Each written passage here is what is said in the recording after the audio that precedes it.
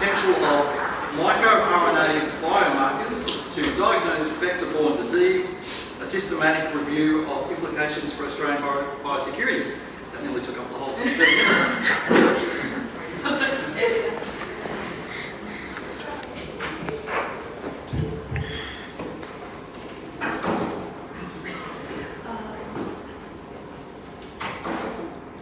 Hi there everyone, a very good afternoon.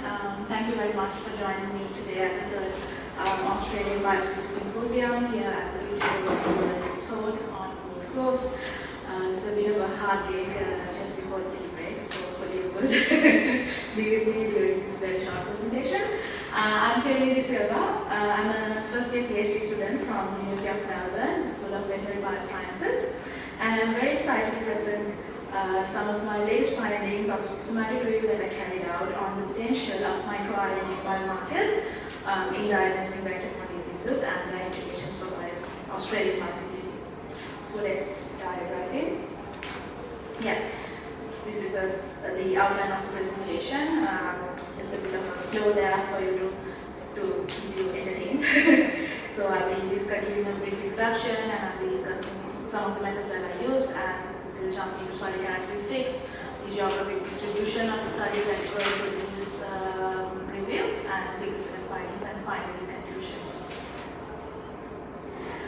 So, just to give a brief introduction, so VBDs threaten Australian vector-borne diseases primarily transmitted by mosquitoes, who are key vectors for transmitting diseases such as dengue, Rust fever, and Burma forest viruses in Australia. Pose a significant threat to Australian biosecurity, public health, and agriculture. So microRNAs, which are small non-coding RNAs, which are like 22 nucleotides in them, have recently emerged as promising biomarkers for diagnosing diseases, as they are rapidly released into the bloodstream upon infection, making them ideal candidates for disease detection. So I must mention the research in this area is in their very preliminary stages, and most of the studies are not yet validated. So in this particular review, I explored such mi-rna biomarkers. Not going to go with the details. So what I did basically was according to the PRISMA, preferred reporting items for systematic reviews and meta-analysis. It's very long.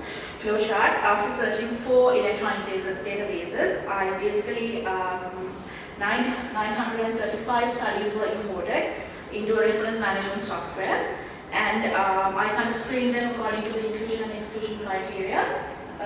They were the eligibility criteria here. And finally, I included 59 articles in this systematic review. And the manuscript writing of this systematic review is complete, and we hope to publish it very soon.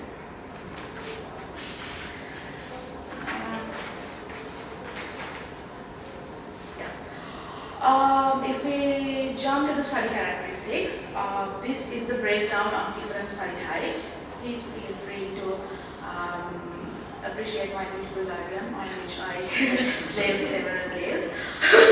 So the most common hosts of interest were humans, ticks, and mosquitoes.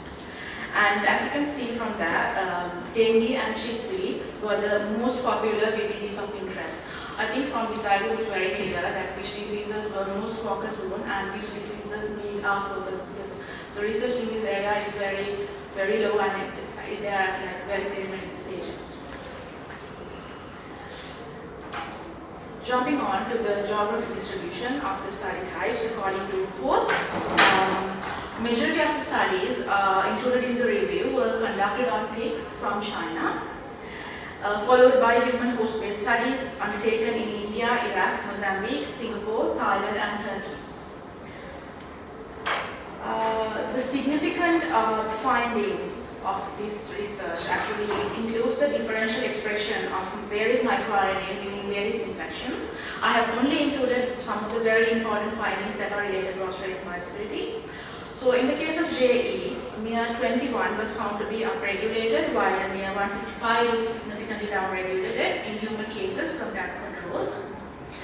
Another example is that mi-2944B and mi-2B were reported to regulate viral replication in EBC-type mosquitoes during chickpea infection.